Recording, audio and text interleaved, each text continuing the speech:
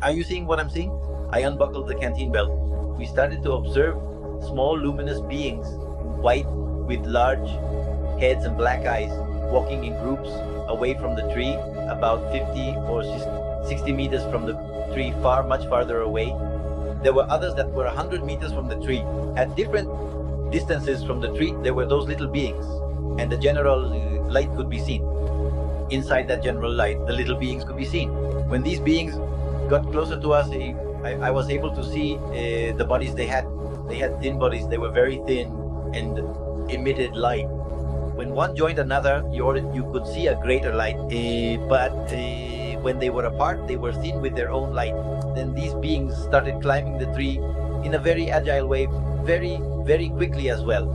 Because in a moment, in seconds, they were already right next to us. They were less than a meter away from us.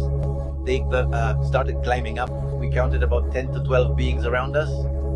With the hypnosis that was performed on Salvador Villanueva at the site, at the foot of the tree, he was hypnotized. A doctor from here in Mexico, he began to narrate that we started seeing beings. He narrates everything just as I am remembering it and as we experienced it simply. And then it gets to the part where I don't remember. There are three beings like us, like humans, in white robes who protect the tree. When he says this, I start to tear up. Moni also starts to cry. Salvador is asleep, but obviously begins to cry. So the three of us are left like this thinking, what's happening? I don't remember this.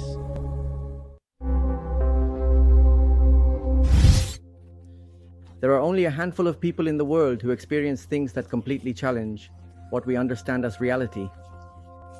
People who have been fortunate enough to have a face-to-face encounter with beings that are not from this planet, or perhaps not even from this dimension.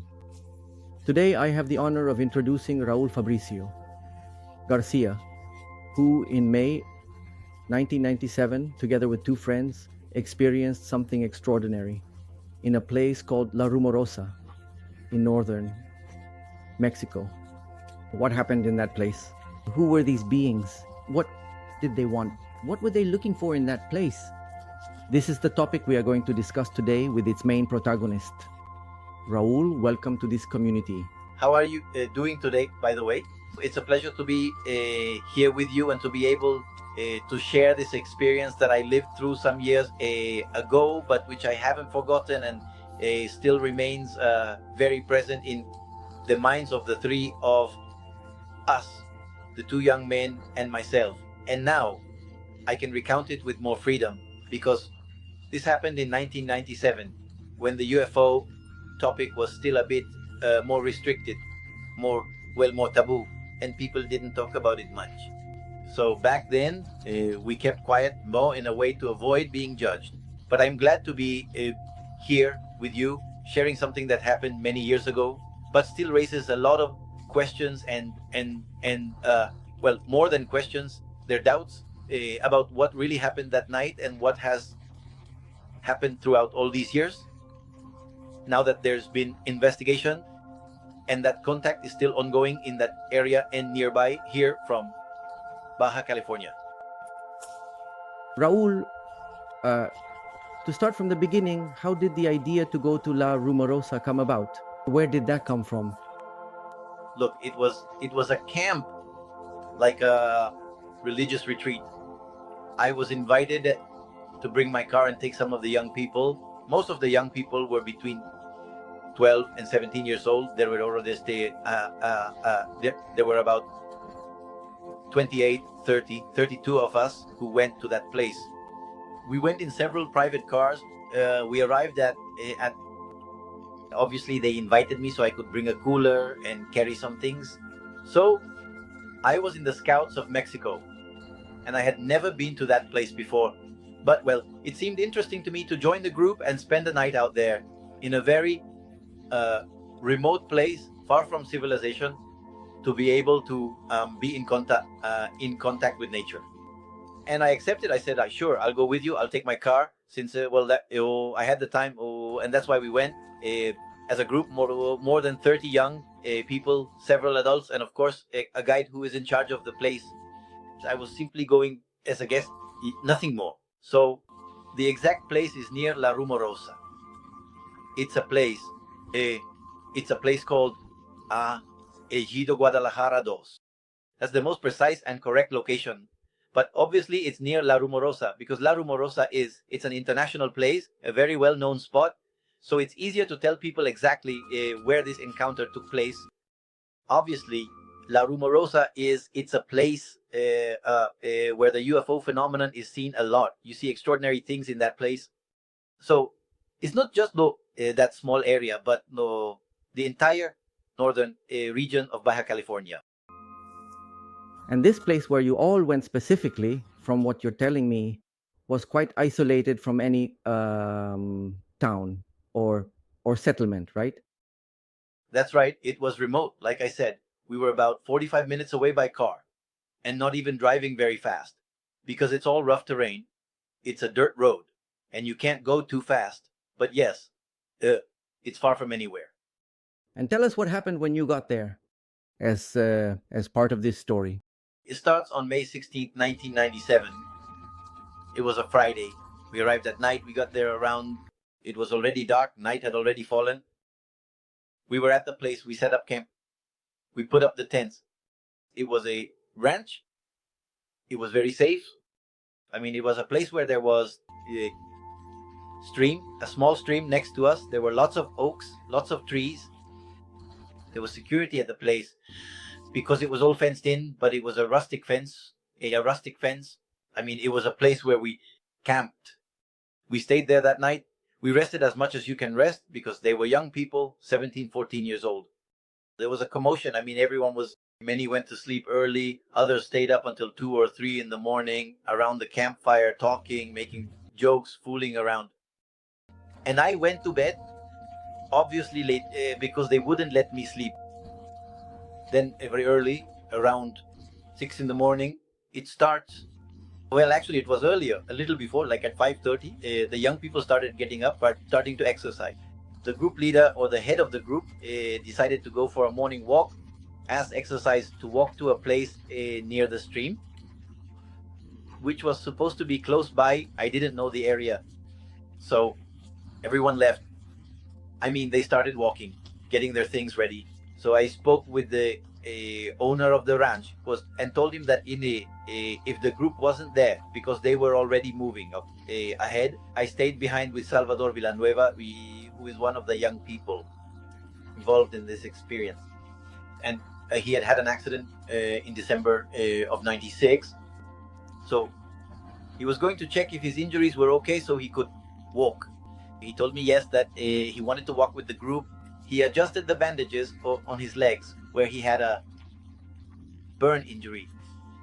He bandaged his leg. We got ready, and when they said it was a half hour or 20-minute walk just nearby, I decided not to take my backpack or any gear because there was no point. It was a short walk, so I didn't need to carry anything. I just took my canteen and a knife.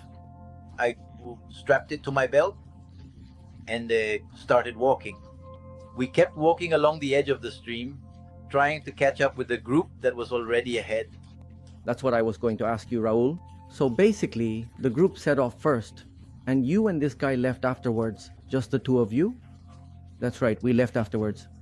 The group left first and had about a 15-minute head start on us. So we walked faster, caught up with a small group that was lagging behind, and they told us the others were ahead. Then I made a decision. I noticed how the stream was winding through a canyon and said, to catch up, we need to take a shortcut. I said to him, Salvador, why don't we cut across? Let's climb up this rocky hill and come down on the other side of the stream to catch up with them. I mean, it was like there was a U shape or a horseshoe, you could call it that, a bend. Perfect. So we climbed up and thought you reached the other point. And we went down and found the stream on the other side. That's right. So that's how it was. We arrived and it still took them a while to find us. So we were the ones waiting for them to arrive, and they saw us sitting there on some rocks and said something like, how did you do it? I mean, how did you get here? So we were the first ones. It was kind of a funny moment, no? With laughter about how we had managed to catch up. This group of 25 to 30 young people, 32 young people, we were moving as if we were units, meaning we were divided into groups. Therefore, the group I was in was still far behind. So we waited for the whole group to pass by so we could catch up with our own group, our own unit, you could say. And we said, well, the 20-minute walk is over. What's going on? I mean, because then how far are we going to go? They told us, we heard that you were going to go all the way to the waterfall. But I had asked the guy from the ranch where the waterfall was. The famous waterfall was about 6 hours away on foot from that place. So I assumed we weren't going to make it to the waterfall because it was just too many hours. But when I asked the leader of our group, he told me that, yes, we were going to the waterfall. I said, it's 6 hours. Well, they told us we were going to go there. So I said, this changes everything because it's no longer the supposed 20-minute walk. It's 6 hours. This could change a lot of things, but so as not to turn back, and not to leave them alone, I kept going with them. We walked through a very beautiful place. Obviously, it's a gorgeous spot full of giant rocks, huge trees, and a lovely stream that runs between the rocks. But it's extremely dangerous. We didn't have any ropes, so we had to slide between the rocks, cross paths, climb down, and walk among big rocks through narrow passages to avoid getting wet. But in the end, we still got wet in the stream. We arrived at 12 o'clock noon. I can imagine. You managed to reach the waterfall. We made it to the waterfall. When we got to the waterfall, obviously, my expression changed because what I saw was a small waterfall, about 3 or 4 meters high. And I honestly thought, this can't be it. We came all this way for this. 6 hours for this? Yes, all of this, exactly. Honestly, I was a bit annoyed. And I told them, well, if we wanted something like this, we could have gone somewhere else. I mean, it was a lot of walking for me. I was expecting a place, a spectacular waterfall. I thought it's going to be huge. A small lagoon, something that is really, but no. Obviously, when I saw it, there was a reaction, but I said, oh well, let's go. We're already here. When we got to the place, the young people already wanted to go back, the others who had arrived first. So the leader said that to get to the ranch where we had camped more quickly, we were going to take a shortcut and that we would get to the ranch in about 2 hours. All right, cutting across the hills, along the high ground, we were in a ravine, in a canyon. So we had to climb up and walk along the top and then go down to get to the ranch. It was faster, so I thought, given the time, great, 2 hours, we can do that quickly. But my concern was the water. I saw a lot of young people who didn't have any water containers. I had a canteen over there, but I thought it's a small one. I think a canteen holds just a little over a liter, almost nothing. It's not much water. So what do? I thought, well, let's keep going. The guide, we walked among bushes. There's no shade in that place. The temperature started to rise. I estimated it was over 40 degrees Celsius. It was tough, really tough. And without water, it was complicated. Exactly, very complicated. And the young people had very few water containers. The water ran out, and some of the young people, started to panic. The guide went down to a place where there was a small pond of water. The water wasn't flowing, so it was stagnant.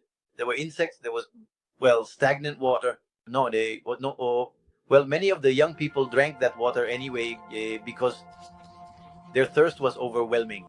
And the dehydration was at its peak. Something worse could have happened.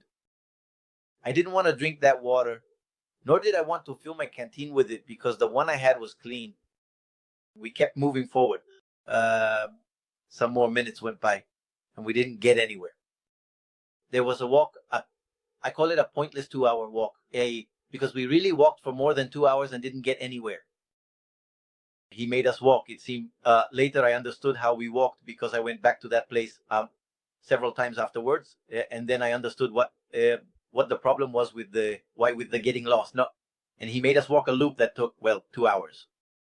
Yeah, they kind of walked in circles or something like that. It was like it was a semicircle. It's incredible because the person who was leading us had been walking in these places since he was a child. He used to take the cattle to graze near there. He was very familiar with the place, but at that moment he had no sense of direction, and I don't know if it has to do with what's coming, because honestly, it was incredible that he was lost. More time passed, and I decided that I didn't want to follow the leader anymore. He wanted to go back up. I knew there was no water up there, so I said, you know what? I'm going to go around that hill, the rocky hill. I'll go around it, and I'll meet you on the other side. So you were going to go around it through the ravine down below exactly, where the shade is, where the oak trees are, because walking through that whole area without any shade under the sun, we're talking about 1, 2, 3 in the afternoon. It was really tough. So it was the sun was beating down on you really hard. So there was weakness. Besides the fact that what we had eaten between us, it was nothing. It was the young guys had eaten oranges, fruit. I had eaten fruit in the morning too, but it wasn't a meal with protein, not something to burn off and keep moving forward. That decisive moment happened because of the heat, because the guide was going to take a shortcut over the top of the hill. And as I looked to my left from where I was standing and watching them, there was a row of oak trees and lots of shade, and there was a chance of finding water because the vegetation there was indicating it to me. Of course, and because of the ravine, since water flows down. Exactly. Even if there isn't any water on the surface, you can dig by removing the leaves from the trees and you'll find water underneath. So what happened is that I decided, and about 5 young people, it was 5 of them, decided they wanted to go with me. I told them, no, you all follow the leader. He's calling you. You should go with him. I'll go alone. I want to, in other words, it was a very important decision because, I mean, not just going off on my own to walk, but it was the desperation from the lack of water and the heat that makes you make decisions that are sometimes even reckless, right? Of course. And the other young people, they decided to follow the leader, but 2 of them said, no, we'll stay with you. I said, well, now there are just 2 of us. We took the risk and walked to look for water on this side. And it was Ramon Gonzalez, who at that year was 16 years old, and Salvador Villanueva, who was 14. Yes, so, and you, Raul, how old were you? I was 27 years old. I was 27 years old in that place. Well, I was, even though I looked younger, more like a kid, they decided because, look, I was carrying the water, I had a compass in my knife, and they trusted me more than the actual leader who was getting them lost, right? So it's a very difficult decision for me, but I accepted it to walk and lead these young guys. These young guys already knew me from before. We were friends. In other words, I knew them since their parents, their siblings. I knew their families before all this. So there was a sense of trust with me. Well, we said goodbye to the group, telling them, see you on the other side of the hill. And over here, people were shouting at us, no, follow us this way. And we could see how they were slipping because there was no path. It's breaking a path through the bushes. It's very difficult because the rocks, the branches tear your pants, scratch your legs, they cut you. And seeing how they were struggling to climb the hill in front of us, I said, well, no, let's go around and meet them on the other side. And that's how it was. We started our walk. And along the way, we came across rattlesnakes, which are very, very common in that area. We were walking along the lower part of the canyon and decided to climb up to take a shortcut by going up the hill. So we started to climb. We began to go up the rocky hill. We're talking about a hill full of rocks, And at the point where Lamoni we were almost climbing, grabbing onto the rocks and starting to go up. Right in front of him, less than half a meter away, less than 45 centimeters, there was a coiled rattlesnake. The moment he peeked over, tried to climb up the rock and had the snake right there in front of his face, Imagine the fright, right? he jumped back and fell on top of me and says, "There's a rattlesnake there." The snake was actually asleep, because if it had been awake, it would have bitten him in the face, and that would have completely changed the story. There would have been an instant death right there. So There was no time for rescue or anything because they were isolated. nothing. We were hours away from the ranch, and even farther from civilization. At that moment, there was a decision point to say, you know what, this is very, very, very dangerous. Let's go down. I started to pray. Well, we prayed to God for help because it was a decision we made to have some peace, a connection with nature, and really to calm our anxiety, our fear. And it helped us because we calmed down. We went down, we got down from that place where the rocks were. We went down quickly because we were jumping between rocks. The momentum itself, as you're going down, you're jumping between the rocks and running, and also out of fear of running into another rattlesnake. We reached the lower part of the canyon again. And at that moment, the miracle happened. The first miracle, the miracle of finding water, because we started to hear the sound of water, even though we couldn't see it. And I told the young people, be quiet. I hear the sound of running water. So they stayed quiet, and we started to follow the sound. We started to move the leaves aside and began to see a small, tiny stream of water. We followed that little stream until we reached an oak tree where water was springing up from the base of its roots. It was Look at that. the greatest rescue. It was a miracle. You could see it as something really important because I was almost out of water in my canteen. That was such a relief, finally being able to quench our thirst, even wet our heads, because it was incredibly hot. We are talking over 40 degrees Celsius. It was really, really hot. It was about cooling off, wetting our faces, our heads, our bodies. We almost wanted to jump in and bathe because Yeah, it was really hot. very decisive, right? Yes, of course. And so once you're cooling off, you're more relaxed. You drink some water and you can think more clearly. I decided to go back to the place, to turn back, because it was like there was a wall in front of us. We just couldn't go any further. We reached a point where we were really tired. So we lay down there was a sort of bed made of leaves from the same oak tree that had fallen, that was on the ground. And we lay down to rest. We were already exhausted. And we decided to say, you know what? If we leave this area, night will fall on us already. It's already getting dark. It's late. So it's better if we just stay here. No, it was a decision to say, we're going to spend the night here. In my mind, I didn't want to. I wanted to make it to the ranch. But deep down, I knew that wasn't going to be possible anymore. We just couldn't walk any further. Our strength was completely gone. And besides, at night with snakes, Yes. it wasn't very advisable, let's say. No, it wasn't. Besides, rattlesnakes start coming out when the sun sets, and at night the rattlesnakes come out. I mean, that's the time when they start hunting and feeding. So walking at that hour was dangerous.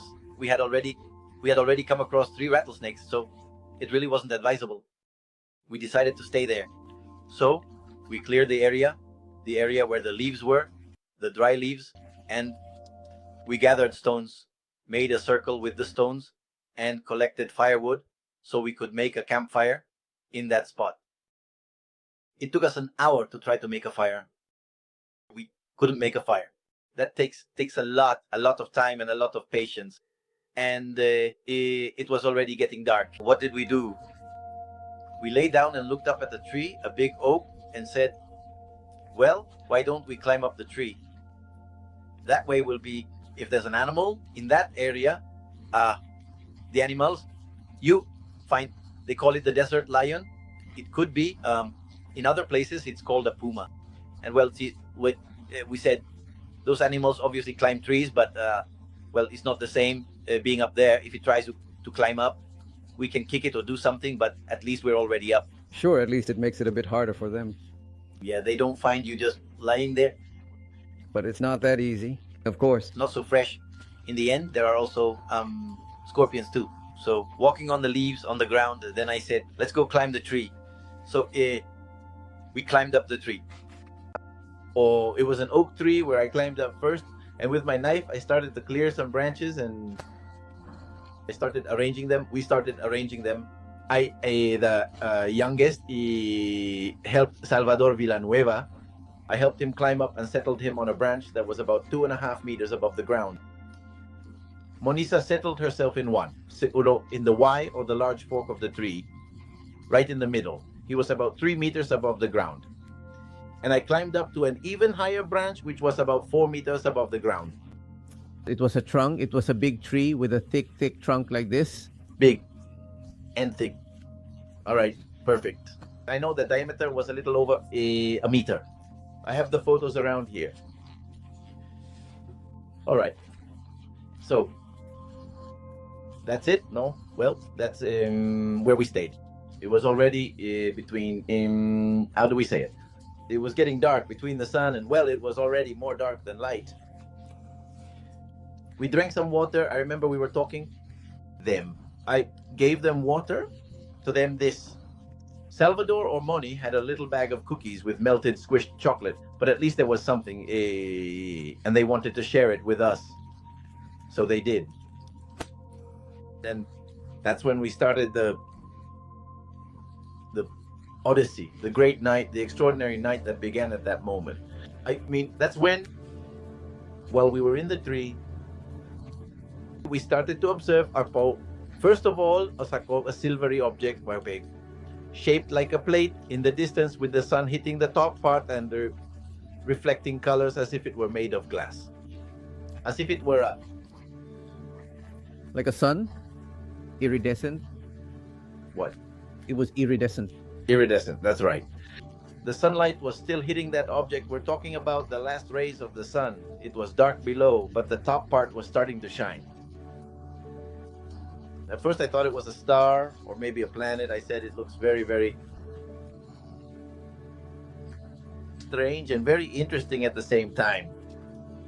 But it seems to be, thank you, that this object was getting closer to us, and then I could see more clearly what it was, because at first it just looked shiny.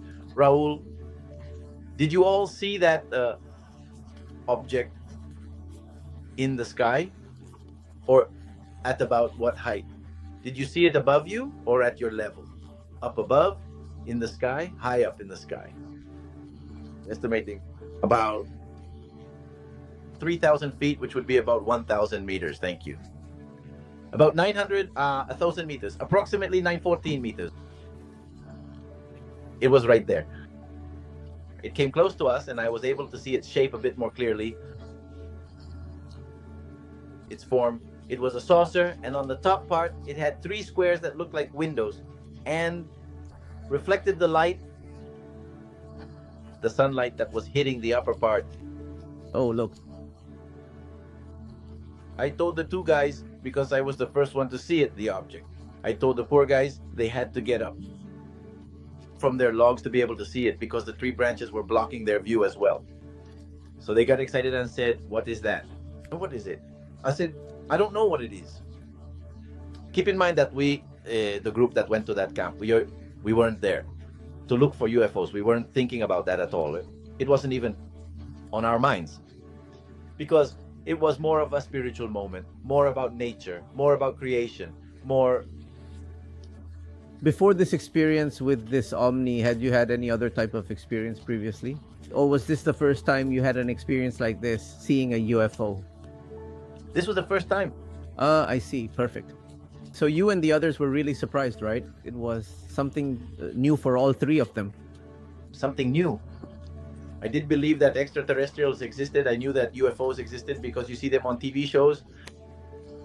But I never imagined I would see one myself in that place. So I had never thought that in that place. I never imagined there would be one. So I wasn't prepared for it at all. It was astonishing, but since they were far away, it was a way to observe something I had never seen before and that I was able to make out. As for my studies, I studied air traffic control as my primary area of focus, and I did my professional internship at the airport here in the city of Tijuana. So you clearly know that it wasn't a plane or a helicopter or anything like that.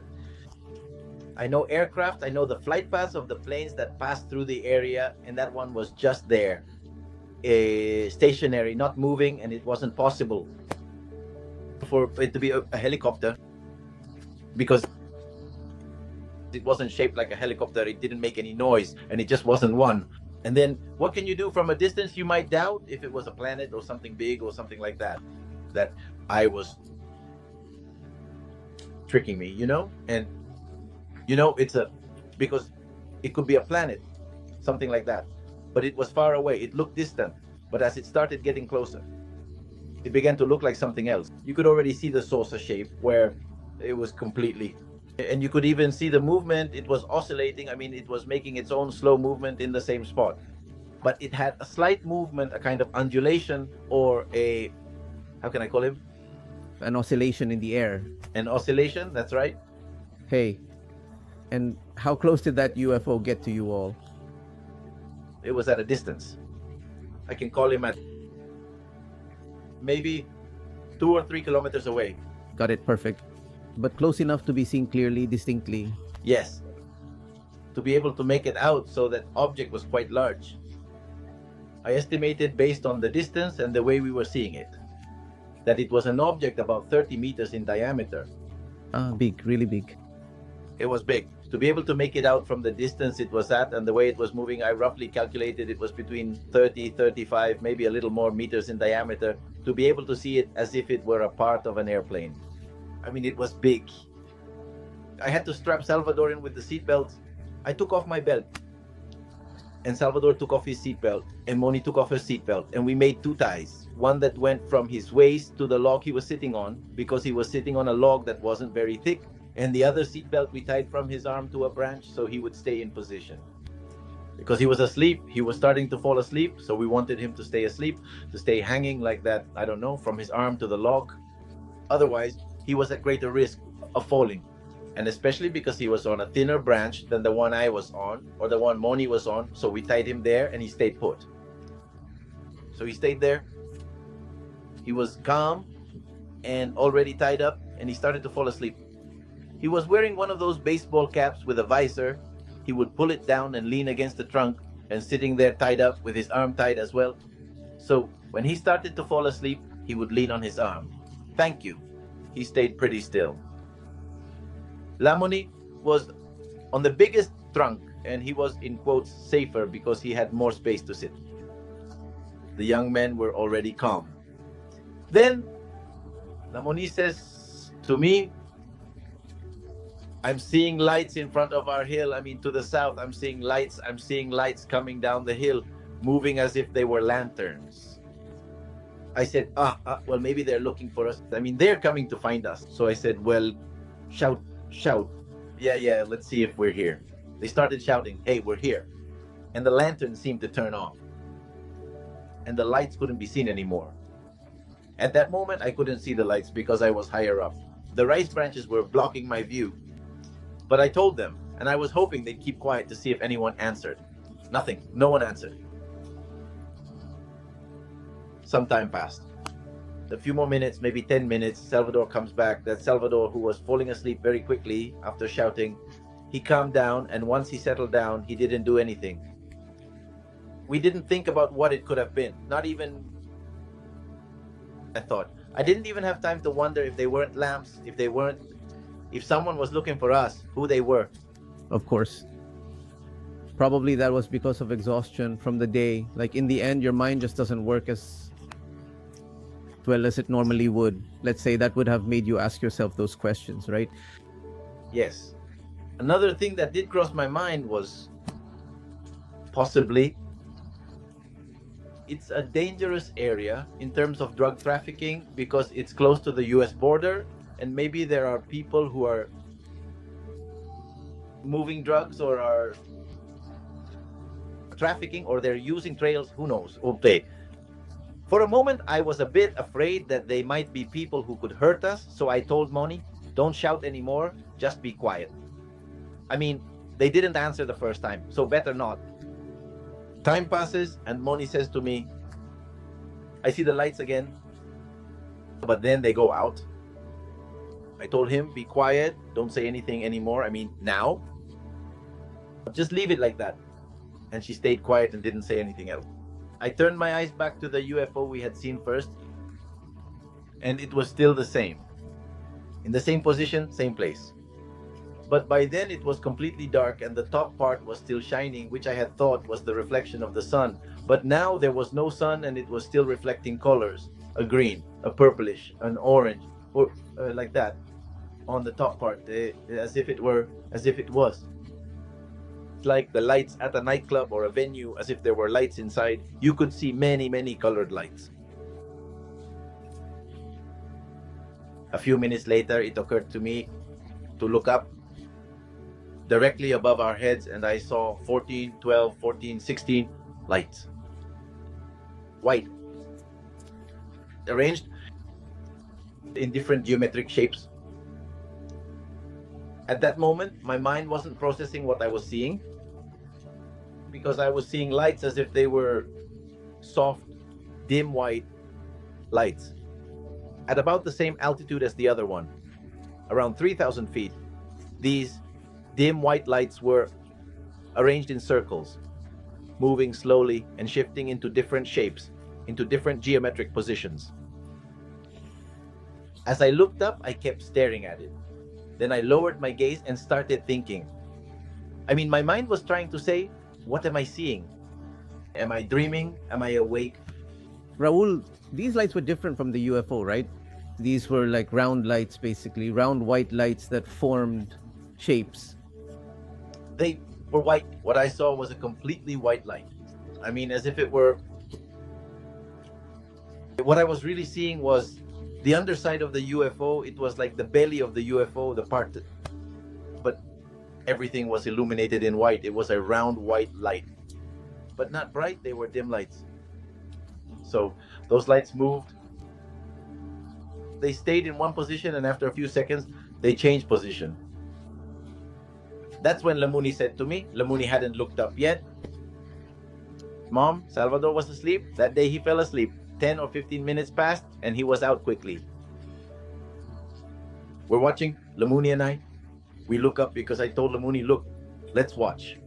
We stayed quiet, as if it's inexplicable. I don't know why we still stayed there with... Maybe our minds were spinning, going in circles. I think they were. She says to me for the third time, Lamuni, Fabricio, are you seeing what I'm seeing? When I said, when it was the third time and I realized it was the lights, I unbuckled the canteen belt to get down and be at his, where he was standing, where he was sitting, to see from his height to see what it was, how much of it he was seeing. So we started to observe small luminous white beings with big heads and black eyes. Approximately 1 meter, less than a meter, like 90 centimeters. Like a child. A child walking in groups away from the tree was about 50, 60 meters from the tree. Farther away, a little farther. Or there were others who were 100 meters from the tree, others who were 80. At different distances from the tree, those little beings were there. You could see them together because they were in groups of 3 and 4, and you could see a light, a general light, and within that general light you could see the little beings. When these beings got closer to us, I was able to see the bodies they had. They were very thin bodies, extremely thin, and their heads obviously looked bigger because their bodies were so slender. Thin hands, very thin, and they emitted light. When one joined another, you could see a greater light. But when they were apart, they were thin with their own individual light. When their lights came together, it became a big light, and you couldn't really see or distinguish how many there were. From far away, there was a light like a white blotch. But as they got closer, I started to notice them. what they were like, what was happening with them. At that moment, when you saw them, did you see them as physical beings? Did those thin little bodies look physical, or were they more like energy, let's say? How did you physical? It looked like a physical body. I see.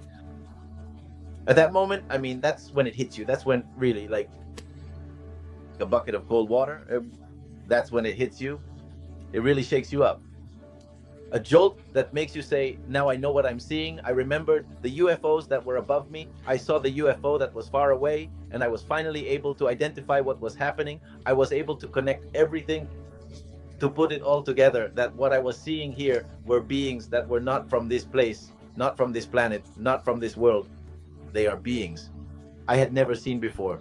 Beings I can't compare to any other animal, so they are identified as extraterrestrial beings. Because I don't know of anything terrestrial that I had seen before. So, what I said was, Salvador, at the Muni, stay quiet, shut up, don't breathe, don't do anything. I didn't know what intentions these beings had. So we settled back where we were and kept watching them to see what they were doing. Did these beings walk normally, like a person would walk? Did they move around like, were they anthropomorphic with legs, arms? Legs. That's right. They walked like any small child. It's as if you saw a child who was 3 or 4 years old, very skinny, walking among the rocks. They moved around. There was communication between them, but you couldn't hear anything. There was no sound. Mm-hmm. But there was definitely communication because they coordinated their movements very well as a group. Another thing is that the night before these beings arrived, there were noises, the sounds of nature, birds, crickets, here and there, the sound of an owl, or of the usual noises you hear in nature. When these beings started to arrive, there was total silence. You couldn't hear anything. Not even the flying objects above us made any noise. They were so quiet that the night was completely still. Did you feel anything? Maybe in retrospect or over time, did you sense some kind of energy in the space when you began to have this experience with those beings? Or was it mainly just this silence? Besides that, did you sense anything else, like a particular smell? Or was it just the silence and seeing these beings? Nothing. I felt the one who was in a very quiet place. We weren't cold, we weren't hot. It was very, the area was very, very calm. You could say it was tranquil. There were no smells other than just the scent of the tree. The oak, that's the only scent there was. The smell of nature, but nothing different from what we had smelled before. How many beings were you able to count at that moment, approximately? The beings started to arrive little by little. If we have to count, in the early morning, around 2 or 3 in the morning, more than 50 small luminous beings. Lot. Because I was no longer counting them as individuals, I was counting them as groups. I had one group in front of me, one to the side, another group on this side, another group on the left, on the right, on the left, and behind me. I started looking for them everywhere, and we were surrounded. Let's count little groups. 14, 15, 16 groups of 3 or 4 each, more or less. Mathematically, that's more than 50 here around us, and others that could be seen in the distance. We're talking about 300 or 400 meters away, so you could see the little lights. So what I was able to make out was what Moni was seeing. Coming down from the hill were these little beings. They didn't come down from the ship. They came down from the hill in front of us, but whenever they passed behind the rocks, their lights would go out or you couldn't see them anymore. When they passed through areas without rocks, you could see the little lights again. And when they went behind the rocks again, the lights would disappear. That's what Moni was seeing. That's why she says, I see lights that turn on and off. It's not so much that they were turning on and off. It's just that you couldn't see them anymore when they passed behind the rocks coming down the hill in front. Raul, at that moment, was there a moon? Was it a clear night or a very dark night? Because if it was very dark, the only way you could have seen them is if they were emitting light themselves. If they hadn't been projecting that light, you probably wouldn't have been able to see them from a distance. So it was a dark night, right? That's right. There was a moon. The moon was, yes, there was a moon, but it wasn't. very, very small, right? I don't know. I don't remember if it was waxing or waning or what. But no, there wasn't a full moon. Not a full moon, but yes, there was a small moon that was there for a very short time. I mean, it was also during a time when it just passed by a little, but there was a bit of light. It wasn't completely dark. Not so dark that I couldn't see my hand in front of me, but dark enough to see the lights they were emitting. The white color they emitted was a white that, as I got closer to the tree, around their white color, there was an iridescent hue, a color between green and a little purple surrounding this light. So it wasn't a pure white light. There was a color between purple and a bit of green around the outline of their beings. And what were they doing? Why were they there? What was their activity? Their activity was, what we observed was that they were looking at the stones. They were looking at the plants that were there. I mean, it's all just shrubs. There's not much to see there in that sense. It's an area with a lot of quartz. There's muscovite. There are a lot of minerals. So much so that when something that I didn't mention before was that when we were walking, I used my compass and the compass didn't work in certain places. The compass started pointing to a different north than where it actually was. So that was one of the reasons I realized that there's magnetism in the area, in the place for the compass to go crazy in certain spots. Did you have any electronic or electrical equipment that malfunctioned, for example? A watch or a mobile phone? I don't know. We didn't have any, obviously, in 97. No. Are we talking about what I had back then? I had a cell phone, one of the first cell phones that came out that year. It was only good for calls, and it was a Motorola, like a commercial one, right? It was a Motorola that I still have as a keepsake. I have the Motorola stored away. It's a big phone, pretty large, with its antenna. You could pull out the antenna. There wasn't like now where they have cameras. We had watches. The watches that Salvador and Lamuni did end up breaking. My watch didn't break. During the experience, did you have any sensation of getting lost in time, of a timeless shift, like losing track of time? Because that often happens, right, in this kind of experience. That's right, a time lapse. A lapse. That's the word you were looking for. A lapse? It's a lapse. Here's something interesting. It's 10 minutes that the watch showed. It slowed down. How should I put it? 10 minutes during which there was possibly something. Yes, there was lost time because at that moment we didn't feel it. But later in 99, there was a hypnosis session that was done for us, especially for Salvador Villanueva, where we were able to, thank you, find out that there was lost time. I call it about 10 minutes because that's what my watch showed. As if I had been given that indication on my watch that 10 minutes were not correct in time, that there was a loss of 10 minutes. That's what I understand from the way my watch was left, that there was a 10-minute time loss. There's a phase of time, of course. The time gap, 10 minutes. Now, this experience lasted or took place from 9 at night until 5 in the morning. It's something important because it was the whole night. We're talking about almost 8 hours watching these little beings working around the tree. And they weren't aware that you were there? Yes. Like I said, it was 8 hours during which many things happened, and little by little, as you ask questions, I'll explain what happened to us that night. And one of those questions is whether they realized we were there. If they noticed us, little by little, they started getting closer to the tree. But as they got closer to the tree, their way of shining faded and they became transparent.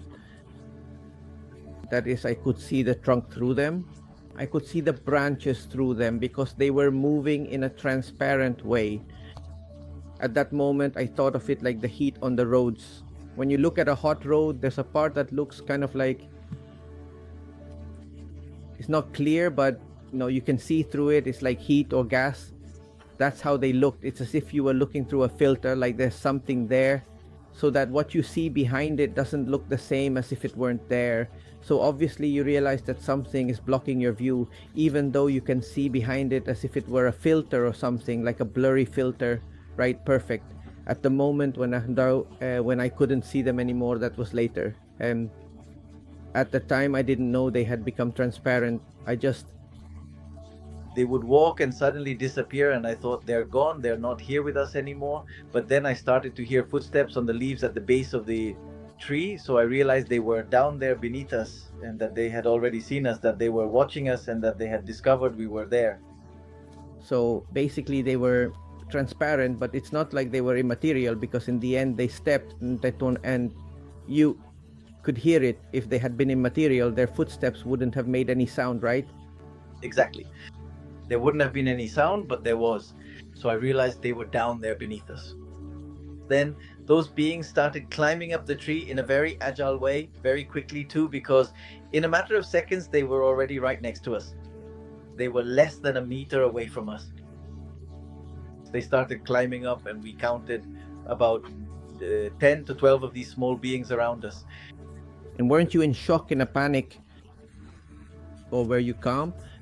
Or could it be that something happened in the way you perceived this experience, maybe induced by them, that kept you calm? What happened is that as these beings started to arrive at the place, from a distance, getting closer, it was a mental preparation for what we were already seeing. It did cause us an emotional shock once we were up in the tree, but it would have been harder if they had suddenly appeared right next to us. But since we had already seen them, we had been watching them for a while, our bodies, our minds were already preparing for whatever might happen. So yes, there was a rush of emotions, because now they were right next to us. So now what's going to happen? Are they going to hurt us? What's going to happen? But little by little, we started to calm down, because these beings were watching us in a way. I felt their gaze was one of curiosity. I never felt their look was To do harm? like, I'm going to hurt you, yes, to harm you, but rather, who are you and what are you doing here? Why are they in the tree? That kind of look of curiosity.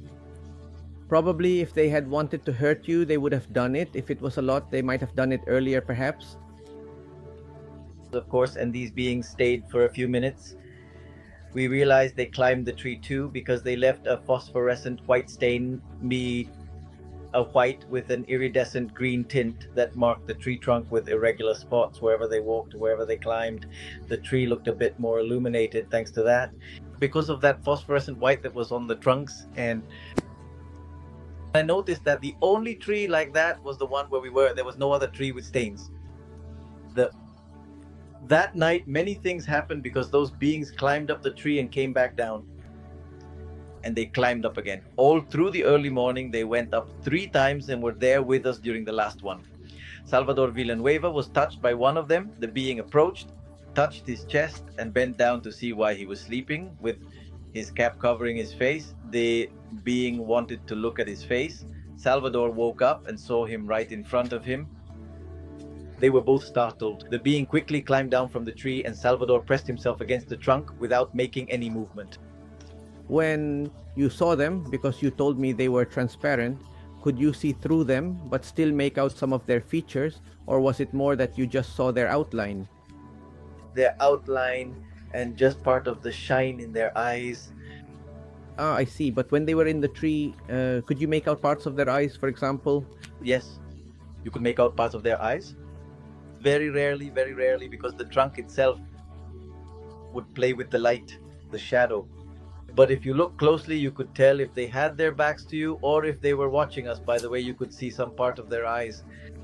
And when they were in the tree, did they keep the same size proportions? I mean, did you see them as if they were beings about 1 meter, 80 centimeters tall, something slim like that?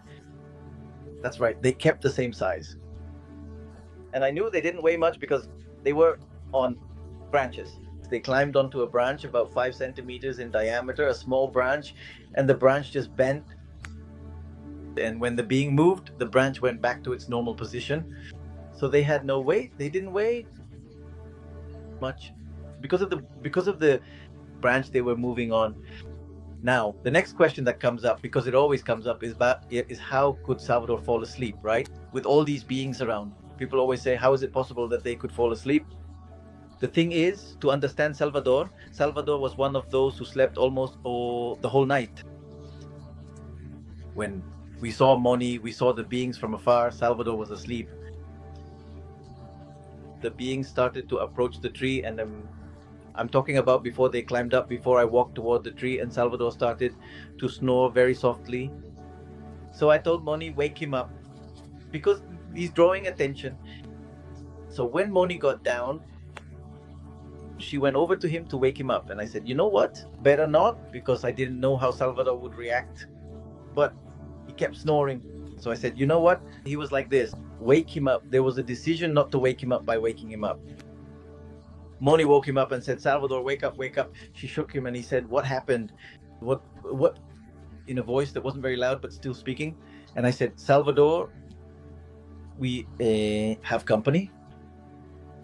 And he was like, what? And that's when, at that moment, he saw the beings that were a little ways away from the tree. Thank you. White ones. And what he did was, who are they? What is that? What is it? It made me stutter and talk kind of desperately. I said, calm down, calm down. I told him the first thing that came to my mind. I don't even know why. I said, they're friends. Nothing's going to happen. And he was like, what kind of friends? You know what? You'd better just go back to sleep. I mean, I didn't even know what to say to him anymore because it was such an intense moment. So much adrenaline at that moment. What could I say? So what happened with Salvador? Later, he told me that what he did was, I just closed my eyes. I didn't want to see. I pulled down my cap and I just went to sleep. I went to sleep. And he would fall asleep. The same fear, the same terror at that moment would block him and he would just fall asleep. Yeah, you have to understand, the kid was 14 years old. He was really young. And witnessing all of this was really overwhelming for him. And for everyone who asks, how could he fall asleep? Well, that's just how it was. It's a reaction that was almost natural, just to avoid feeling afraid. He says, if I don't see them, they don't see me. It's like saying, I close my eyes. And that's what happened with Salvador. Salvador fell asleep several times. He would wake up, observe things, and then fall asleep again. And it was the last time he fell asleep that the being touched him, because his sweatshirt or little jacket he was wearing was touched. It was stained with that same white substance that had stained the tree. So basically, it was as if they were leaving behind an energy that radiated light. That's right. But that energy would then start to fade. It would sort of disappear, right? I imagine. Yeah, it would disappear. It would last a few minutes and then vanish. It didn't last long, just about 1 or 2 minutes, and then it was gone. You know, there's a really peculiar situation that happens when there are situations involving experiences that are either paranormal, very significant, or experiences that break with your structure, with what you consider rational, where people don't know how to react. They don't know, they just go blank. Sometimes it doesn't even occur to them to ask questions. I know people who have been in situations like that, and later you ask them, but why didn't you ask this? How did you not do this? How did you not see this? And people are so shocked that they don't react. And I'm telling you stories even about my own parents who have gone through situations like that, really intense ones. Raul, and these beings, okay, so they were there in the tree, they were with you, they were right next to you. I imagine that, a bit curious watching you up close. At any point, did you hear them communicating with each other verbally, or was it total silence?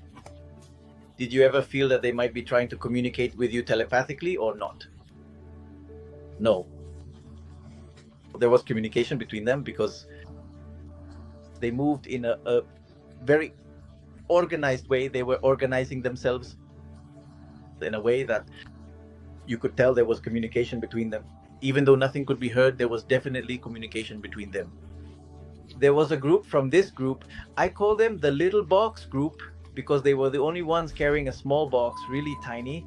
But considering their hands were small, it was a mini box like this, a very small box. From that box, you could see a red light, a little red light that would turn on, and there was a buzzing sound, a buzz that didn't irritate your ears, very high pitched. And you could hear it when they turned it on, and then it would turn off. And if the group moved to another spot, you'd hear it again as they went around. So I called them the little box group because it was very easy to tell them apart, since sometimes they'd be right in front of me, and after a while they'd be more to the left, and as more time passed, even further to the left. In other words, they were walking around and had that little box that made noise, the only sound you could hear. By then it was already, there were more than 20 something lights above us, right over our heads, and they were forming geometric shapes. The first UFO we saw was still far away. He stayed in the same position, and it remained there until 5 in the morning. The first UFO we saw around 8 o'clock the previous night. He stayed in that same spot until 5 in the morning. It never moved. It was always there. Thank you. The objects we had above us were, as I said, at about 3,000 feet in altitude.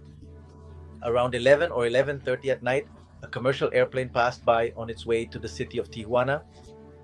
On that route, planes that are descending to land in the city usually fly at about 8,000 feet. And the plane flew well above them, which is how I estimated their altitude. Why do you estimate that those UFOs were at 3,000 feet? Because of the altitude of the plane, which passed by at 8,000. That's roughly how I calculated it, the altitude at which the UFOs were, and they were much lower than half the height at which the commercial plane passed. So I estimated an altitude of 3,000 feet and a diameter of about 30 meters for those that were moving around that whole area. The beings, when the plane passed by, you can hear the plane flying overhead.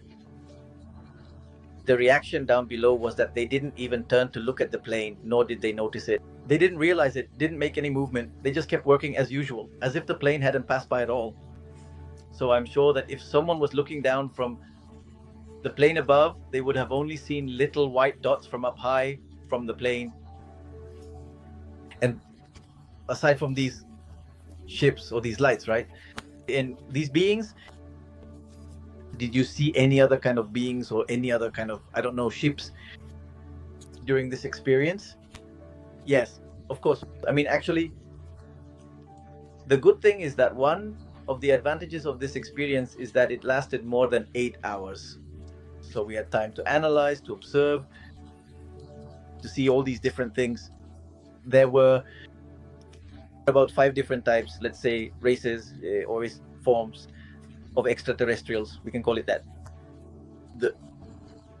There was one that looked just like a human being, floating about 3 meters above the ground in a horizontal position.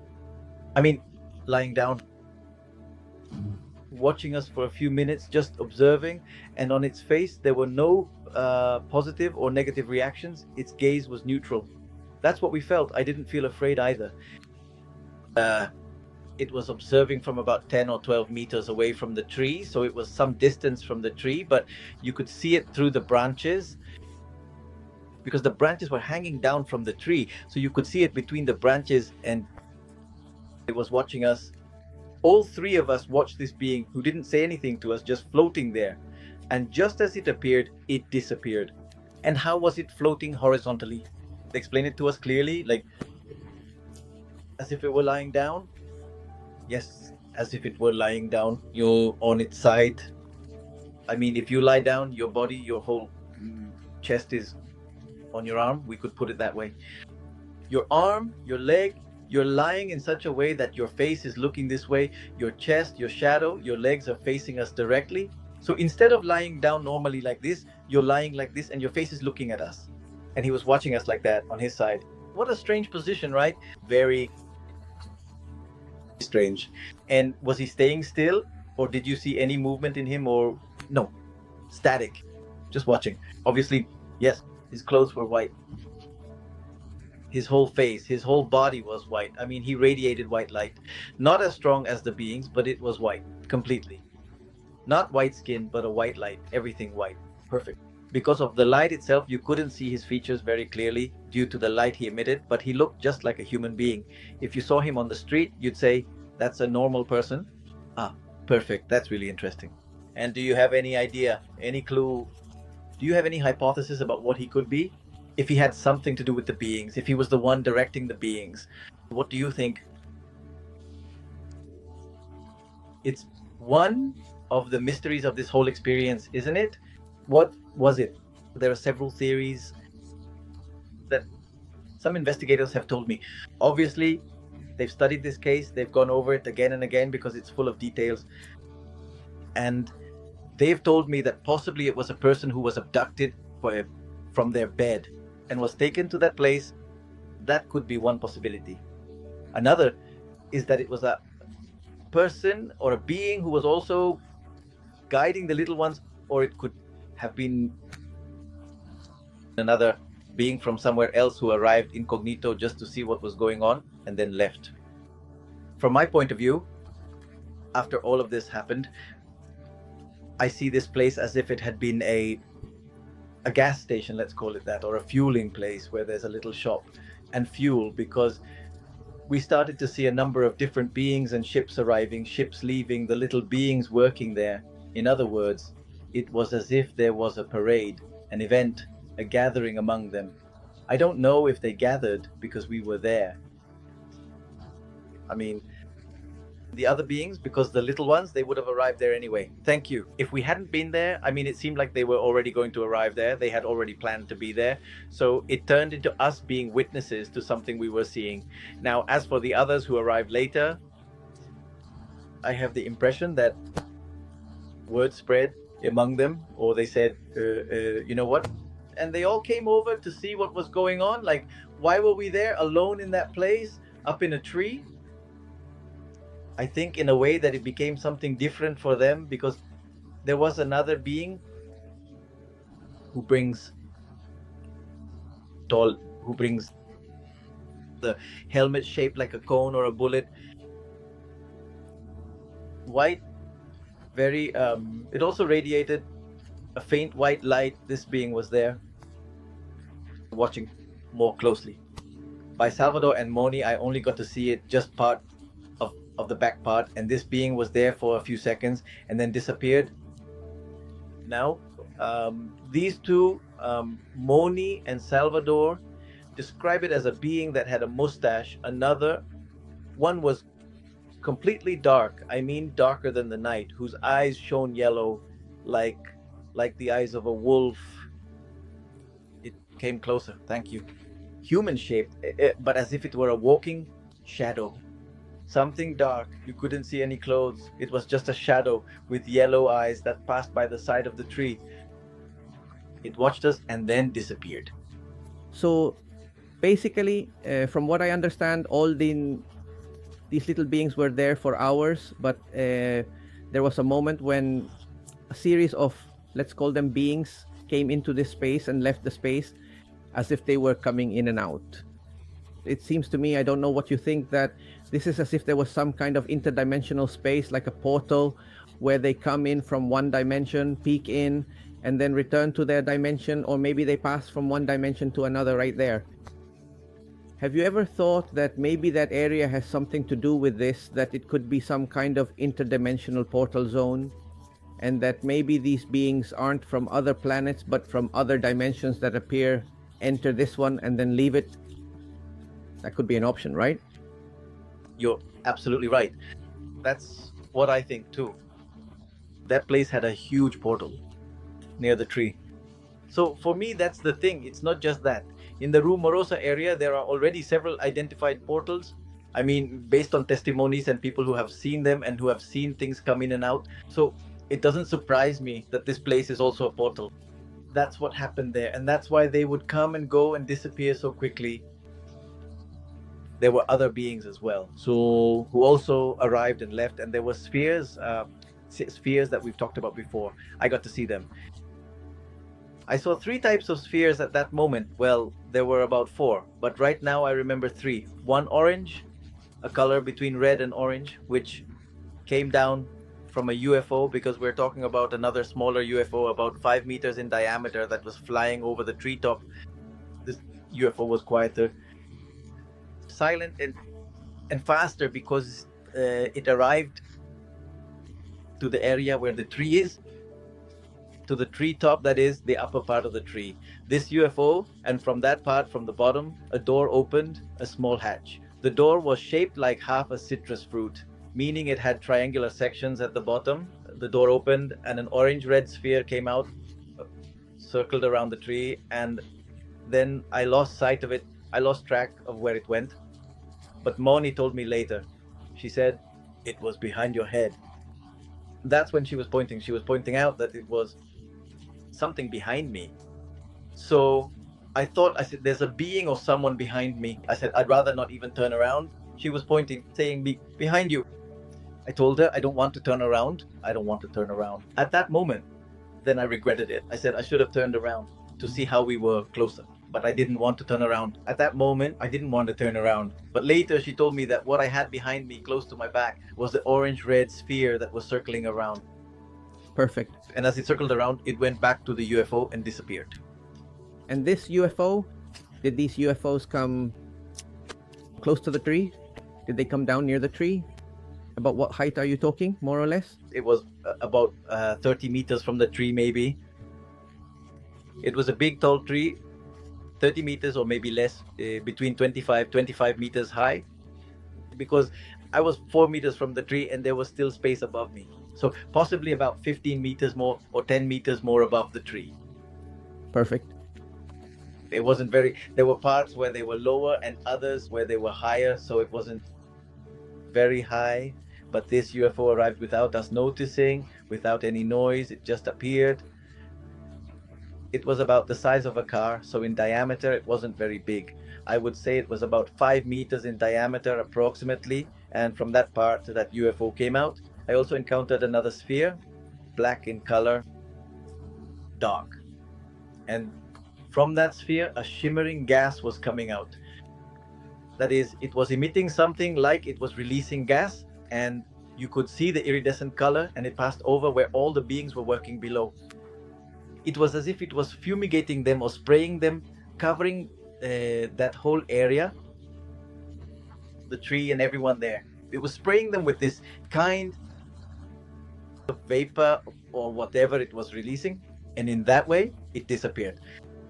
And I got to see others like that, but also one that was a color blue with gray too, that passed by there, and that one didn't do anything. It just turned around and disappeared. About the size of a basketball. So are you saying that all these beings, aside from the ones you saw continuously for the 6 hours they were there, these small beings that were working, all these beings that appeared, these spheres and everything, did they show up at a specific moment during the night, or were they spread out throughout the night? It was at one point that they all appeared more or less at the same time. There were different things happening all night. Suddenly, the beings that were working the whole time were the small ones. They were there from 9 at night until 5 in the morning. They weren't working the entire time. The other beings with big heads, helmets, cone-shaped, those were there for seconds, minutes, then disappeared. There were about 5 different kinds of beings that passed through quickly throughout the night. The spheres would pass by, and the small ones were working. In other words, they weren't all together at the same time. It was varied. Things kept happening a bit. There came a point when we were tired, we wanted to sleep, and I closed my eyes for a few seconds, looked over, and the beings were working, and the same thing, it kept repeating. So it was something that no longer brought us anything new. I mean, it wasn't something new for us anymore, because we had been watching the same thing for hours. So that was the point. When we would see something different, for example, there came another moment when the ground started to shine. The whole area, not the entire ground around the tree, but there were sections next to the tree that began to glow with a phosphorescent white, as if diamonds had been scattered, as if they were the colors of the rainbow. And when I saw how in certain spots next to the tree, it was shining. I said to myself, what is it that's shining down there? I mean, it looked as if they were diamonds scattered on the ground, but it only lasted a few seconds, maybe a minute and a half at most, and then they started to fade away and disappeared. So I recorded myself. I said exactly where those spots, or those what you could see at night were, so that when I went down the next day in daylight, I wanted to know what was shining, right? And really what was shining was nothing. It was just rocks and plants. That's what's there in that place. Raul, that's what I was going to ask you. When did it start to get light? It started to brighten up, right? And as the night passed, did these beings start to disappear? At what point did everything, the whole experience, return to normal? At 5 in the morning. At 5 in the morning, I saw the small beings already retreating, because they were slowly retreating and going into the distance. There were other beings who were transported. No, I can't find another word to call them, because at dawn there was the ship that was above us. There was a flash. It made a small flash, and one of the small beings that were below disappeared, one of the white one. So we didn't know what was going on. And also next to the tree, they would also disappear with a small flash. Salvador, I didn't want to turn around. I knew the flash was coming from the craft that was right above us. I didn't want to look. Salvador did turn around. He was curious and said, I'm going to see where the flash is coming from. He says that the light left him. It blinded him for a few seconds, and the being that was near him had disappeared. So that's what happened. There are so many details, things that happened all night long, and well, there's just no explanation. Other beings walked away, they disappeared. At 5 in the morning, they disappeared, and then after 5, the normal sounds of nature started up again. You could hear the birds, insects, and so on and so on.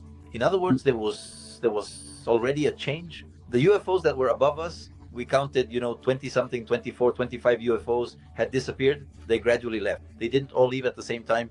Around 4 in the morning, you started to see fewer and fewer of them. During the hour as dawn approached, they kept leaving until there were none left. Similarly, the last UFO we saw was the first one that arrived. It also disappeared at 5 in the morning. And did it disappear suddenly? Like, did it just vanish, disappear? Or were they moving away? No, you just look down, you see it, then after a while you look down again, and when you look back up, it was gone. I mean, it's not like we saw them disappear. They just disappeared because they were no longer where they had been. So we don't know how they left. They didn't make any noise. So you're saying that throughout the whole night there was no sound from nature, nothing. It was like a deathly silence, and the only sound you could hear was the footsteps of these beings, and that's it. Raul, have you ever thought that maybe you all had an experience of somehow moving to another dimension?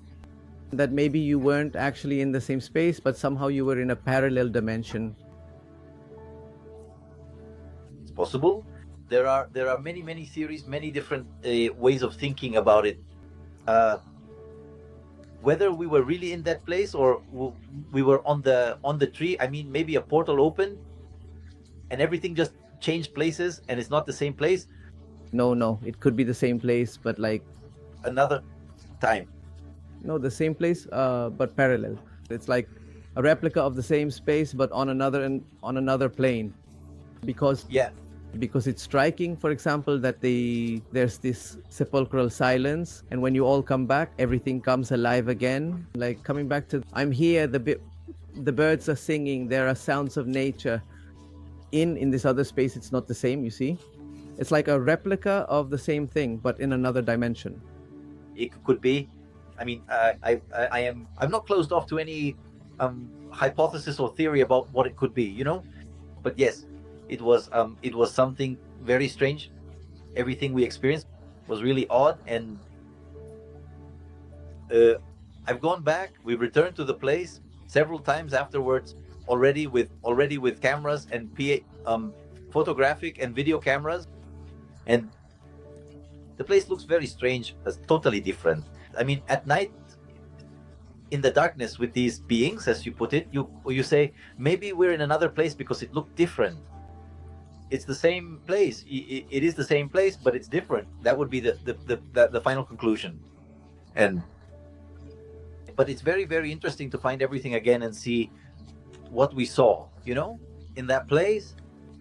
We were there by the tree, watching as these beings were leaving. At 5 in the morning, they started to leave. At that point, I was already very sleepy, and we decided to, go to sleep. What I did was, lie down on the trunk and try to get some sleep to rest. My eyes closed a little. I couldn't really sleep well, but I did get some rest. At 6 in the morning, we decided to get down from the tree. I woke up the young guys. I told them, get up, we have to walk before the sun gets too strong. I mean, to make the most of the morning. And first, the mole got down since he wasn't tied up. He fell all the way down to the ground. I helped him down with the belt. I asked Salvador to fasten around his waist so I could help Salvador get down. So Salvador slipped and ended up hanging by his arm, and we couldn't. The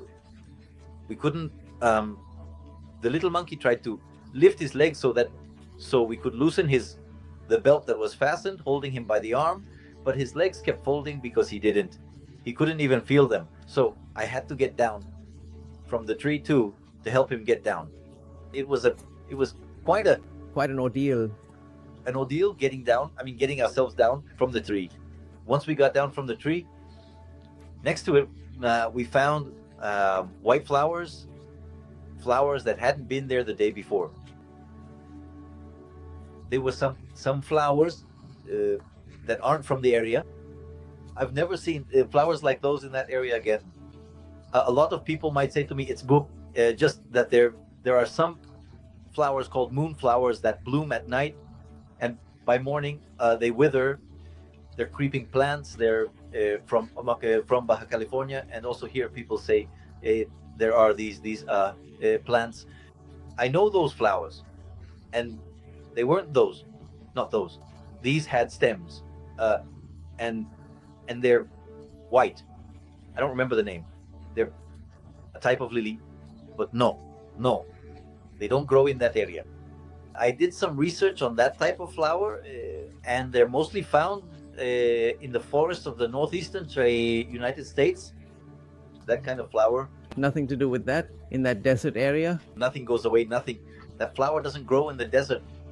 We saw them, but it never occurred to us to pick them, to take one with us or anything like that. We just thought, how pretty. And I'm telling you, and I was still left wondering. So I said, hey, weren't these flowers here last night, yesterday? Because it struck me as really strange to see those flowers next to the tree. He says to me, Ramon says, no. And I tell him, but it's true, because when we climbed the tree, we walked through that area to find a good spot to climb up. And if they had been there, we would have stepped on them. I said, yeah, that's right. Those leaves weren't there. So we walked over to where the campfire was, where we had made the campfire, that is the stones, and they had moved them. The stones had been moved. They were no longer in a circle around the firewood. They just moved all the stones and left 3 of them arranged in the shape of an equilateral triangle. They were no longer the way we had left them the night before. And next to the campfire, because when we cleaned up and removed the dry leaves, a footprint was left behind, 19 centimeters long, with 3 toes. 3 toes. 3 toes. Were you able to recognize the hands of those beings? Could you see their fingers to see if they had 3, 5, 4 fingers, for example? Just a detail, now that you mention it. Yes. I was able to see their hands, and I did see that they had fewer than 5 fingers. I can almost say for sure that those beings had 4 fingers on their hands. I see. But what about the other thing? So were they barefoot then, if there was a footprint from them? Yes. It's something strange because it was a very, very unusual footprint. I mean, it was a footprint that did have a heel shape, a human-like shape, but with 3 pointed toes. Wow. Pointed toes. I took out the knife. That's when it occurred to me. I took out my knife that I had with me and placed it next to the footprint, and I made marks. I scratched the knife so that to see the size it was.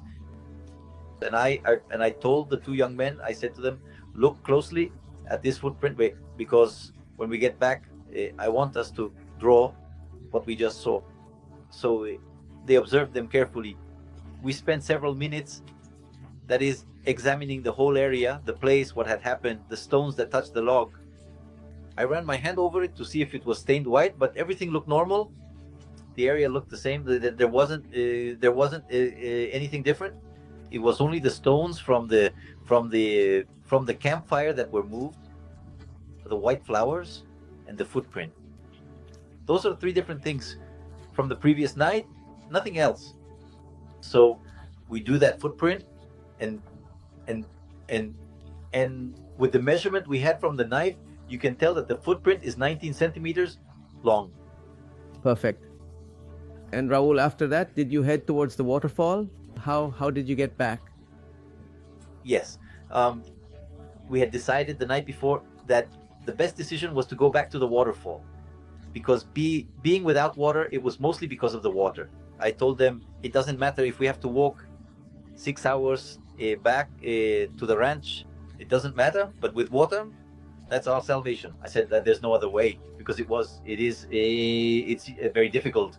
If people don't know what it's like to be thirsty, it's something horrible. So I said, no, let's go along the stream. We have water there. We'll have to walk more, but at least we'll be safe with water, which was what we were looking for. So we walked from the tree toward the waterfall. And when we got there, you could see the stream, the sand. I mean, everything looked really, really beautiful. We rested there for a while, and then started walking toward the ranch. By that time, the group that had gotten lost the night before, they had actually made it to the ranch that night and had gone there. They had gone to the city of Tijuana. They had come to Tijuana and reported that the 3 of us hadn't arrived at the ranch. So my family, my sister's husband, and my brother took the car, a truck, or pickup, as we say here in Tijuana. Yes, a pickup. A truck. So they arrived. They went out to look for us. They said they spent the whole night driving on all the dirt roads, looking for us. And well, we were actually very far from where they were looking for us. And in the morning, they decided to go up to the high part, which is where the first guide wanted to take us, to cross the path. There, where he wanted to take us, they arrived, left the truck, the pickup, they left it there, and walked down toward the waterfall. When they got there, and they had with them the guide from the ranch, they arrived and saw, and he says they saw our footprints and said they're heading toward the waterfall, because it came to a T. I mean, it's like they got onto a trail, and they could tell that we were heading toward the waterfall. This is what saved us, because they kept going. They were coming behind us, but since they were moving faster, they were more rested, so they caught up with us halfway. And others had left through the ranch. They walked, so after a few hours, they caught up with us. They came up from behind and from the front, and we all ended up meeting each other. So then only a former soldier, a friend from the place, stayed behind. He separated and said, I'll meet you in another part near there. So to let him know that we had already been found, they split up the group. Some of us went with them to get to where the pickup was, and the others continued on to look for the other person who had stayed behind where they were supposed to meet. We didn't have radios, there was no communication, nothing like that. So it was a matter of walking for several hours and meeting up. So we took a shortcut, climbed up that rocky hill, found, arrived where the truck was, got in. And another interesting thing, nearby we found flattened circles of grass. I mean, the grass was tall. It was maybe about this high, maybe 50 centimeters, 30 centimeters, more or less a certain height, and they were flattened. There was a big circle, then a smaller one, and another smaller one, and another small one. So it was flattened as if it had been combed. That or the grass was dry, yellow. It wasn't broken. It was just pressed down, and we realized that it wasn't done by cars. The circles were just too perfect. They were flattened near where the pickup truck and the van had been parked. And from there, well, we passed by, saw it, and I turned to Salvador and pointed it out to him. I said to him, "Look, they were here too." And we kept walking a few meters ahead to get into the truck so it could take us down to the ranch. What an experience, what an adventure, and Raul, that was incredible. Yes. If you had the chance to go back in time and relive this experience, what would you change maybe in your attitude or in the experience itself? What would you do? Would you do anything differently? Well, there are so many things, right? Possibly bringing a camera would have been interesting.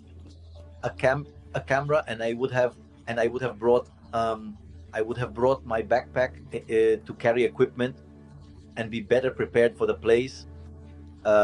And it would have been, I don't know, in terms of with the extraterrestrial beings, maybe my reaction would have been the same, but I would have been more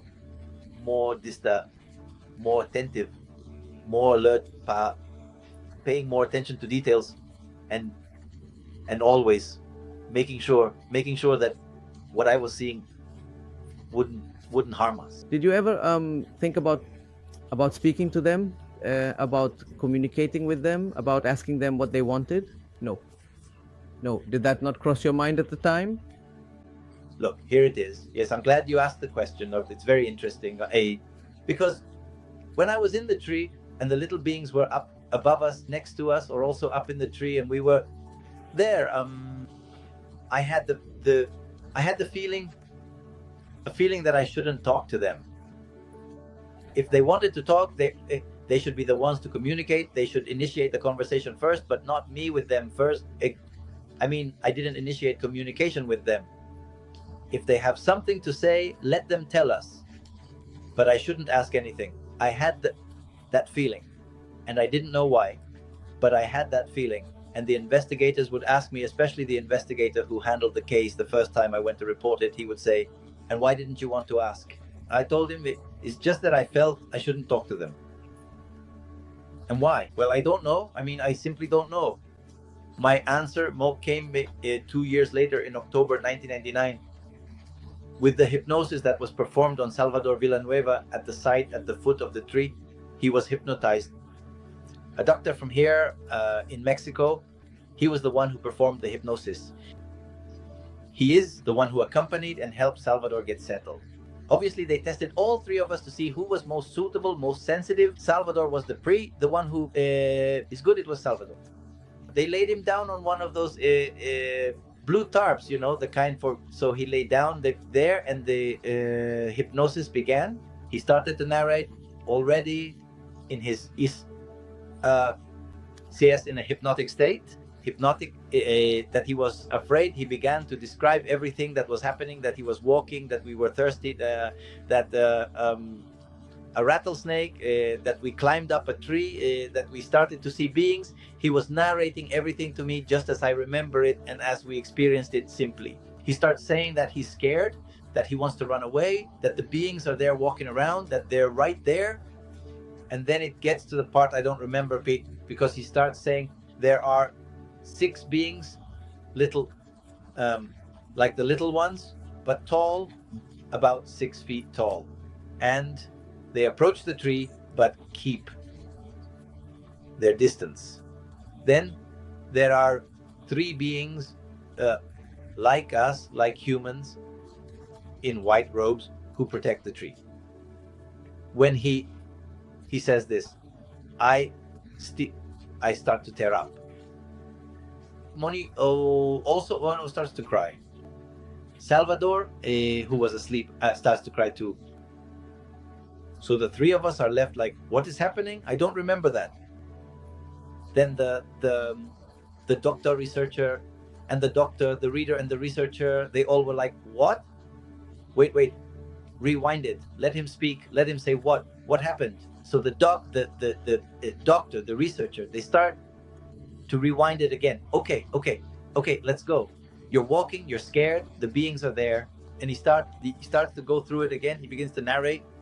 He gets to the same point again and goes silent. He doesn't speak anymore. So the doctor stays there and says, you know what? This is blocked. It's not going to work. We can't get the information out. And then the investigator asks, hey, but how can we get how can I get the information out? Yeah. He says, for him, only a word, a fact, or a situation will unlock that key. That key will open, and then he'll be able to remember what happened during that time. But by that point, I was already remembering putting words to the feeling, and it was like something opened up inside me that allowed me to understand what Salvador had experienced, what the three of us had gone through, what the doc and what Salvador was describing. So it became very clear to me, understanding the feeling of why I shouldn't talk to those beings. Because the feeling came to me as if it were a voice that had told me something blank, like I remembered something. So these aren't the exact words, because I don't remember the exact words, but I do remember the feeling and I put words to that feeling. And this is what I remember from the feeling, which is that they told me what these three beings in white robes said when they communicated with us. They said, be witnesses to what you are observing and experiencing. You have the free will, the freedom of choice to communicate with them if you wish. But if you do, the protection will unfortunately end. Look at that. That, just as I'm telling you, I felt those words so strongly. I said, that's why I didn't want to talk to those beings, because these beings who protected the tree had already warned us. Now, the protection of the tree, who was the protection from? For whom? I mean, who were they protecting it from? I don't think it was from the little ones. I think there were other beings there, and maybe it was the yellow-eyed one, or another being we didn't see, who said, we want to communicate with them, we want to take them with us, or we want to do something to them, we want to do other things. And they said, no, you're not going to touch them. So the question is, I think there was a dialogue between those three in white robes and the other 6 tall beings similar to the little ones, who maybe weren't even with the little ones. Maybe they were simply another race, or the so-called grays, where they said to them, well, if they want to, why are you getting involved, right? So they said, well, that's true. They have the choice to decide whether they want to communicate with us or not. Therefore, they warned us. You were protected as long as you didn't want to talk to them. How impressive that. Raul, what is the greatest lesson you can take from this very unique experience that the three of you had? Look, for the three of us who lived through that experience, the one who had the most opportunity to learn was obviously me, because being the oldest and understanding more about what was happening, it has helped me a lot in understanding the purpose for which we are living in this world, the purpose for which we should be more careful with the planet we live on, our coexistence with other people, and to keep a more open mind in trying. Any kind of being that might visit us in the future, because even if we are not physically the same, they are here, they are already among us, and the time will come when they will reveal themselves openly, and we need to have that mindset of being able to accept them and to live in harmony with any kind of being, whether they are visitors or already here living on earth. This hasn't ended. This didn't just end with that experience. The contact continues. I have had contact since then, from that time until today, up to this very year. I have had contact with this type of beings and with other beings as well. So the contact was like opening my perspective, opening my mind, and understanding more about what's going on, whether it's in this dimension, as you can call it. I understood more about what portals are. I also understood more that I haven't become a fanatic about the subject, because I don't read books about UFOs. I don't read much about other people's experiences. I have listened to other people's experiences. They have opened up. I have helped many people to open up, because there are people who have had similar experiences, who hadn't wanted to talk about it because of being ridiculed, out of embarrassment, and they start to share things that happened to them since they were children. So in a certain way, I have helped people to open up about the subject and to be able to understand a little more about what's coming. In my opinion, the young people or children right now who are 12, 14 years old, 9, 10 at this age, they will very soon have to receive or see or be with these beings that are visiting us from other places. Raul, as we wrap up, how can people who are watching this video find you or contact you? How can they find out about your book? If someone wants to buy your book, how can they get it? Tell us. Look, what you mentioned about the book is interesting. I titled the book The Night in the Tree, and I didn't do it with the intention of, like everyone else, selling books and becoming famous. Nothing like that. I wrote this information. I wrote down the same week that everything happened. I kept a diary for myself to have it as a record. I started writing and I wrote down many things, everything that happened, and I kept it. By 2011, people would ask me, especially young people would ask, "Hey, did you see extraterrestrials?" So I said yes. So I started telling them little by little, because this had already became known in 99, 2000, 2001, 2002, 2003 on television programs, radio shows, at universities around the world. It wasn't very open to the general public, because the conferences were held at universities with different researchers at the global level. So I left all of this behind. It was kind of forgotten but when there was a renewed interest from young people wanting to know the story, I said, you know what? I'm going to write it down and bind it. I lost your video. Yeah, let me fix it. Oh, there. Are we good now? Yes. Now, so to bind it, make it into a book, and be able to share it with my family, so it remains as a record, and so it doesn't end up as a poorly told legend. Because I heard people saying that the 3 young men who lost and who had seen extraterrestrials, one was already dead, another was in an asylum, and the other had been taken away by the extraterrestrial.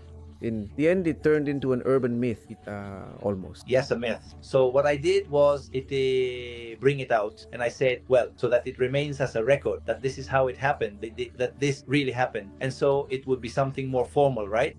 So that's how it ended up. But a lot of people started wanting to know more about the story, and so I was encouraged to make more editions and to release this information, and people want to know about it. But really, all the information can be found in interviews like yours or on other channels. And for those who enjoy reading, well, they can look for the book, right? Which also has more details. You can find me on Instagram and Facebook as La Noche en el Árbol, just like that. La Noche en el Árbol, Instagram and Facebook. I also have videos on YouTube, and you can find them as If you want to watch some interesting videos that I've uploaded, you can look for them as La Noche en el Árbol, and then the title of a show I've been on or an interview will appear.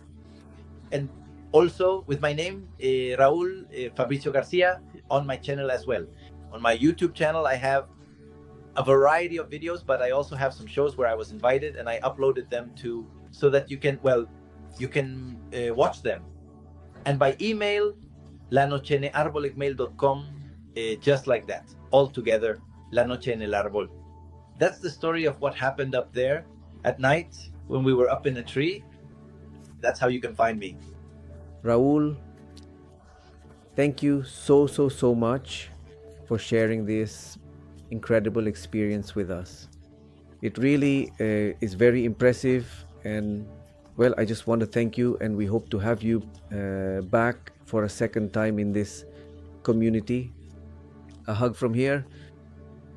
Thank you, and greetings to everyone. This experience is incredible, isn't it? And have you ever had the chance to see a UFO? Have you ever seen a UFO? I'd love to read your story. Leave it for me in the comments. And I'd also like to know if you'd like us to invite someone special to the channel. That would be a great help. And of course, if you haven't subscribed, please subscribe. That way we keep building our community. And what I'm going to recommend to you this time is this video. He is Iker Salde, and he is an extraordinary medium from Navarra, Spain. See you in the next episode.